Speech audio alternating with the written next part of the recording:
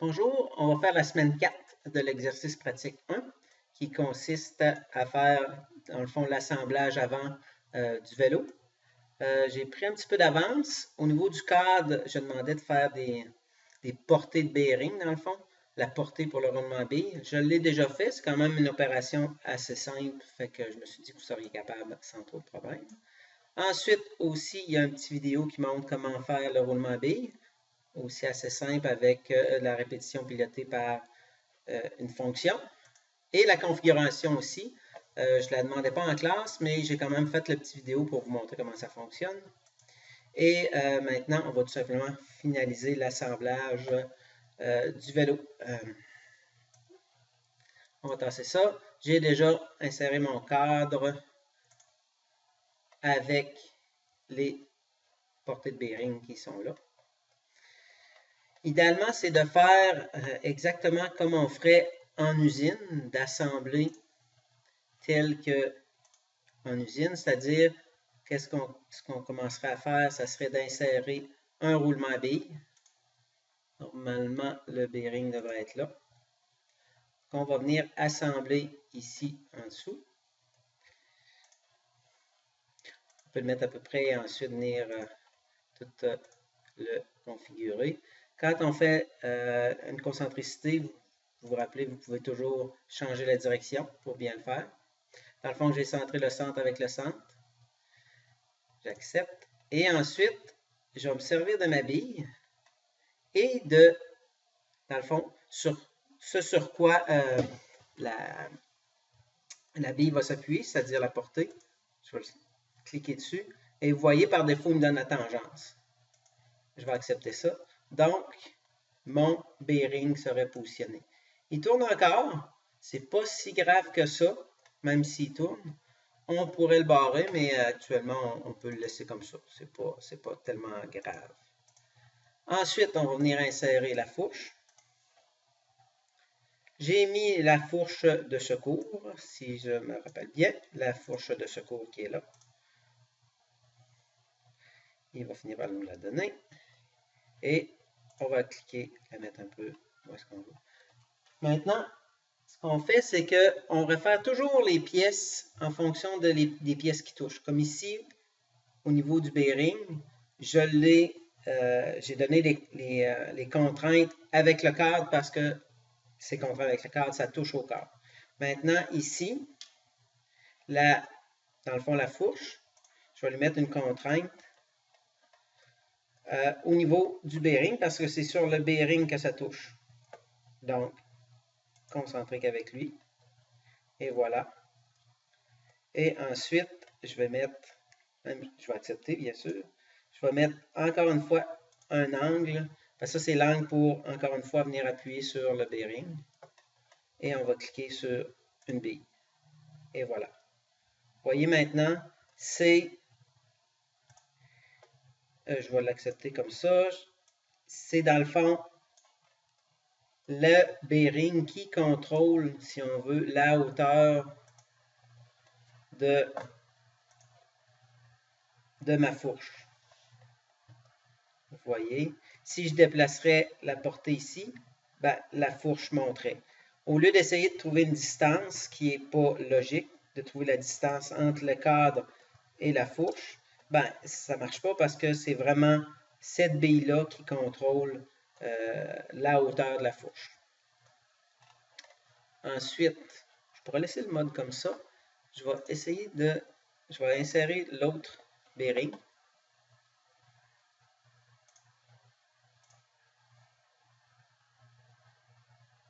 Oh, là, je suis peut-être du côté... Ah, il n'a pas aimé ça, il n'aime pas ça avec les... On va enlever le mode en coupe. Et encore une fois, ici, je vais faire la même chose. Celui-là avec le cadre. Oups, je suis un petit peu loin. On va essayer de le remonter. Est-ce que je suis capable? On va sortir. On va sortir. On va essayer de déplacer ça pour que ça soit plus facile. Et on va mettre une contrainte. Ah, ici, on va supprimer de la bille avec l'appui. Et voilà. Donc, ça c'est fait. On va venir mettre, si on regarde bien, on a les pieds, la bille et on a aussi l'écrou qui va venir ici. Donc, c'est correct comme ça. On va insérer la composante. On va mettre l'écrou. On va le mettre. Moi, j'ai souvent tendance à le mettre un peu n'importe où et ensuite donner les contraintes. Lui, dans le fond, normalement, l'écrou va être vissé sur la fourche. Donc, je mets vraiment une contrainte sur la fourche et pas sur le cadre ou le bearing. C'est vraiment ça. Et la hauteur de vissage va dépendre du bearing. Donc, je vais lui mettre avec une bille. Par défaut de la tangente, c'est exactement ce qu'on veut. Et voilà. Donc, on peut accepter les contraintes telles qu'elles sont. Vous voyez, j'ai une petite distance. C'est tout à fait normal que ça vous donne ça parce qu'il faut quand même que ça tourne. Donc, c'est normal qu'il y ait une petite distance. Fait que si on fait notre vue de coupe,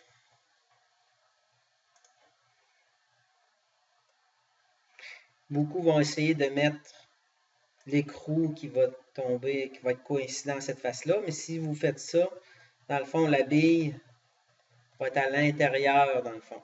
Je pourrais l'essayer. Exemple, l'écrou, je vais aller voir les contraintes de l'écrou.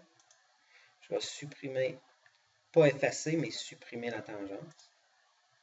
Et voilà. Et je vais déplacer, normalement je devrais être capable de le déplacer. Vous voyez, je le déplace comme ça. Vous voyez, ma bille entre en conflit avec mon écrou. Puis dans la vraie vie, c'est pas comme ça.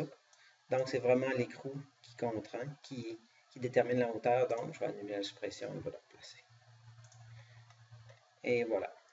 Donc, j'ai déjà une bonne partie de fait. On va laisser ça comme ça. Et voilà. On va maintenant insérer les autres parties. Si je me rappelle bien, c'est le steam qu'on va aller mettre. On va lui le contraindre avec la fourche parce que tout est attaché avec la fourche. Comme ça, parfait. Oh, il part en bas, mauvais sens, donc on va cliquer sur celui-là, on va lui l'inverser. Et voilà. Ensuite, je peux lui donner la hauteur, la distance avec lui. On peut le laisser au coïncident ou lui mettre une petite distance. Exemple, moins 4 mm dans ce cas-là. Oh, il ne veut pas, donc on va lui mettre 4 et on va l'inverser. C'est bon. Et voilà, c'est tout simplement pour donner une distance. Ensuite, on viendra pour contrôler la rotation. Dans le fond, on veut fixer notre potence, notre steam avec la fourche. On n'essayera pas de le fixer avec le cadre, c'est vraiment avec la fourche. Donc, on va aller chercher à l'intérieur de nos pièces le steam. Ici, le steam, on va aller chercher le plan qui nous intéresse, c'est-à-dire le front plane. Et on va aller chercher sur la fourche le plan qui nous intéresse aussi, la fourche de secours. Et voilà, ce serait celui-là.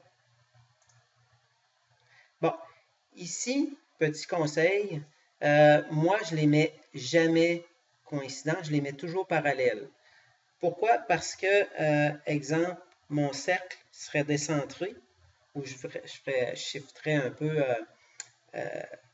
ce point de fixation-là versus le plan, et mes contraintes flancheraient, c'est-à-dire qu'il y aurait une erreur. Tandis que si je mets parallèle, ça va tout de même le bloquer en rotation, et s'il y a un petit déplacement au niveau de cette attache-là, ben, ça va fonctionner quand même. Et moi, ce petit conseil-là, c'est applicable aussi pour tout ce qui est boulonnerie ou tout ce qui est quand on vient fixer plusieurs pièces alignées avec des trous. Moi, je me sers toujours d'un parallèle ou d'une coïncidence. Maintenant, vous voyez, ça commence à avoir un certain sens. Notre vélo prend... Ça commence à ressembler à un vélo. Fait qu'ici, on voit que si je tourne la potence, ça tourne. Si je tourne la fourche, ça tourne aussi. Donc, jusqu'ici, Ça va bien. On va venir insérer le guidon de secours.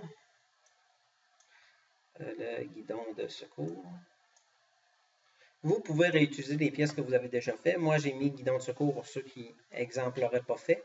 J'aurais pu réutiliser les autres que j'avais ailleurs dans le système, mais je trouvais ça plus simple de les mettre comme ça. On va y aller avec des contraintes, bien sûr. Lui avec lui.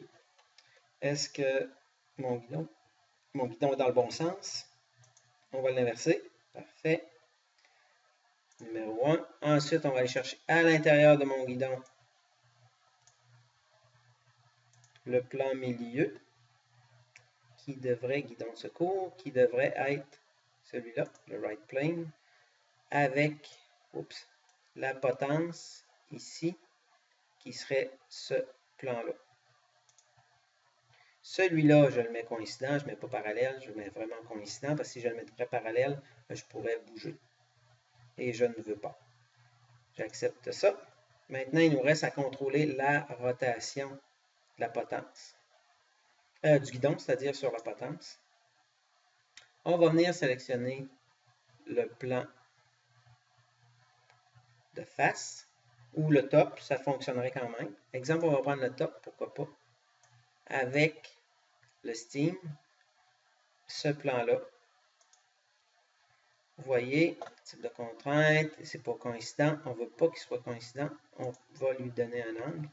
Exemple de, on pourrait mettre 10 degrés, on va vérifier, donc 10 degrés, c'est pas correct. 10 degrés dans ce sens-là non plus. On va l'augmenter, 90, 120. Là, c'est sûr qu'on peut y aller à l'œil. Exemple, on aurait le vélo vraiment en face de nous, puis on pourrait plus contrôler. On l'ajusterait à l'œil, dans le fond. Fait que nous autres, on va y aller aussi à l'œil un peu. Ici, 180, ça fait bien la job. On accepte. Parfait. Ensuite, je vais faire un côté. Ensuite, je vais passer aux contraintes avancées. Fait que ça termine cette section-là. Je vais, sur l'autre vidéo, vous allez voir pour insérer le reste.